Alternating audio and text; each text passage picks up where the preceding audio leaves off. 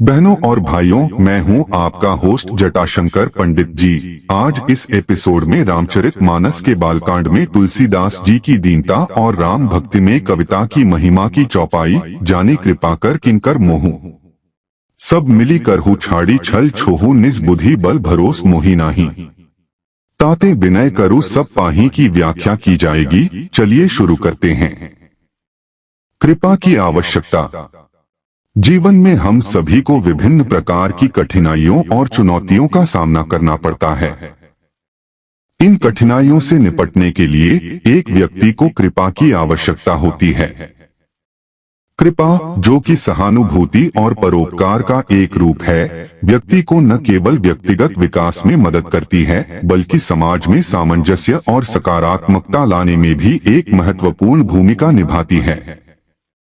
जब एक व्यक्ति संघर्ष करता है तो उसे अक्सर दूसरों की सहायता की आवश्यकता होती है, जो कि कृपा के माध्यम से उपलब्ध होती है। कृपा का महत्व इस तथ्य में निहित है कि यह हमें दूसरों के अनुभवों और भावनाओं को समझने की क्षमता देती है। जब हम किसी और के प्रति दयालुता दर्शाते हैं तो न केवल हम उनके जीवन में सकारात्मक बदलाव लाते हैं, बल्कि स्वयं भी आंतरिक शांति और संतोष का अनुभव करते हैं। इसलिए यह कहना गलत नहीं होगा कि कृपा व्यक्तिगत विकास का एक अभिन्न हिस्सा है, जो कि व्यक्तिगत और सामूहिक रूप से हमारे अनुभवों को समृद्ध करता है। सामाजिक पहलुओं पर विचार करते हुए कृपा का प्रभाव समाज के सामंजस्य में साफ देखा जा सकता है। जब लोग एक दूसरे की सहायता करने के लिए आगे बढ़ते हैं तो यह न केवल संबंधों को मजबूत करता है, बल्कि समाज में सकारात्मकता का संचार भी करता है। इसलिए ऐसे समय में जब हम दूसरों के प्रति उदारता और दयालुता के गुण अपनाते हैं, हम एक स्वस्थ और खुशहाल समाज की दिशा में कदम बढ़ाते हैं। कृपा केवल व्यक्तिगत समृद्धि के लिए नहीं, बल्कि सभी के कल्याण के लिए आवश्यक है। विनय की शक्ति। विनय का अर्थ विनम्रता या निस्वार्थता से है, जो किसी भी व्यक्ति के व्यक्तित्व और आत्मा का एक महत्वपूर्ण हिस्सा है। विनम्रता केवल बाहरी आचरण नहीं है, बल्कि यह एक गहरी अंतरात्मा की पहचान है। जब एक व्यक्ति विनम्र होता है तो वह न केवल अपने लिए बल्कि दूसरों के लिए भी सकारात्मक ऊर्जा उत्पन्न करता है। यह गुण व्यक्ति को अधिक आकर्षक बनाता है और उसके संबंधों में एक स्थायी प्रभाव छोड़ता है। उदाहरण के लिए, आस पड़ोस में किसी को लगातार विनम्रता से बर्ताव करने वाला व्यक्ति न केवल अपने आसपास के लोगों का मन जीतता है, बल्कि वह एक सामान्य माहौल भी पैदा करता है जिसमें सभी लोग सहजता से रह सकते हैं। इस प्रकार विनय किसी भी रिश्ते में एक मजबूत नींव का काम करता है। जब हम विनम्र होते हैं तो यह दूसरों को यह एहसास कराता है कि हम उनकी कद्र करते हैं, जिससे ममता और सहयोग का माहौल तैयार होता है।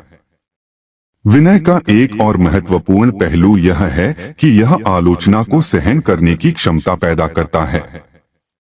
जब हम विनम्र होते हैं तो हम नसीहत और सुझावों को बिना आपत्ति के स्वीकार कर सकते हैं। इससे न केवल व्यक्ति का मानसिक विकास होता है, बल्कि वह व्यक्तिगत और पेशेवर जीवन में भी सफल होता है। इसके अलावा विनम्रता प्रेरणा का स्रोत बन सकती है, क्योंकि एक विनम्र व्यक्ति दूसरों को भी उसी दिशा में प्रेरित करता है। इस प्रकार विनय की शक्ति न केवल व्यक्तिगत स्वास्थ्य के लिए महत्वपूर्ण है, बल्कि यह पूरे समाज में सामंजस्य और सहयोग का वातावरण भी तैयार करती है।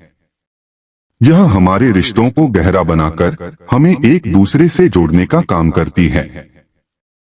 छल और छोह का त्याग।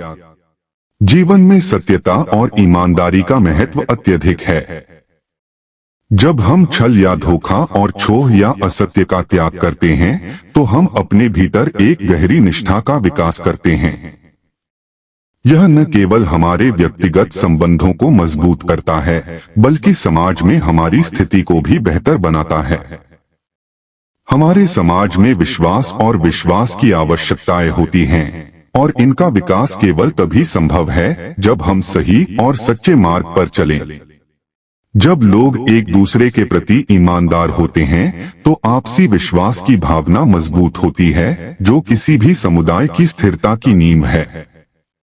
छल और छोह का त्याग करने से न केवल हम खुद को बेहतर बनाते हैं, बल्कि हम अपने आसपास के लोगों को भी प्रेरित करते हैं।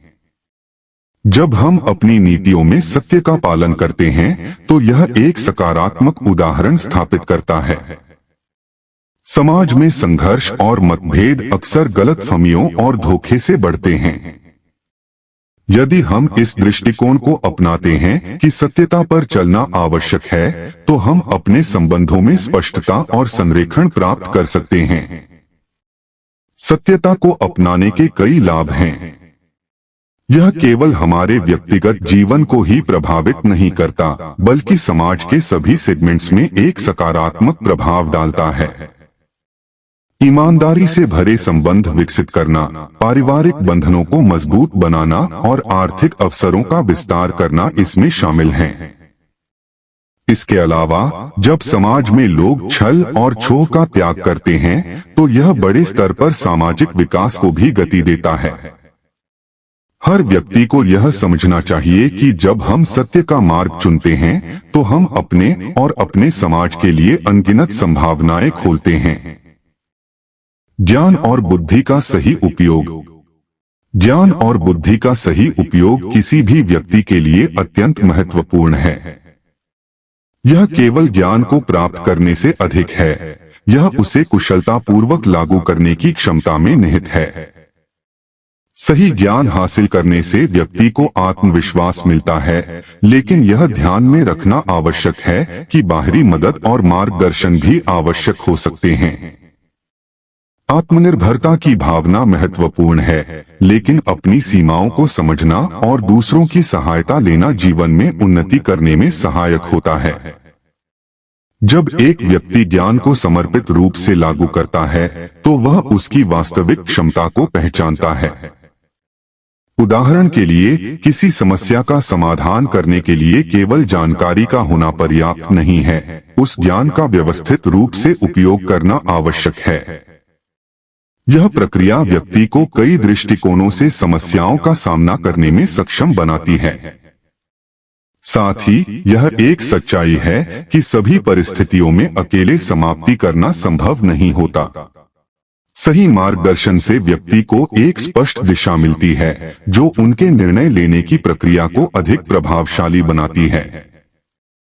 वास्तव में ज्ञान को समझदारी से उपयोग करना एक तरह की कला है, जिसमें शिक्षण और अनुभव का संयोजन आवश्यक है। जो लोग अपने ज्ञान का सही उपयोग करते हैं, वे आमतौर पर जीवन में बेहतर निर्णय लेते हैं। वे केवल अपने ज्ञान पर निर्भर नहीं करते, बल्कि अपने चारों ओर के लोग और उनके अनुभव भी एक महत्वपूर्ण भूमिका निभाते हैं। इस प्रकार ज्ञान और बुद्धि का सही उपयोग एक संतुलन बनाने की प्रक्रिया है, जिसमें आत्मविश्वास, बाहरी सहयोग और सामूहिक सीखने का महत्व है। आज का एपिसोड यहीं समाप्त करते हैं। अगले एपिसोड में अगली व्याख्या के साथ उपस्थित होंगे।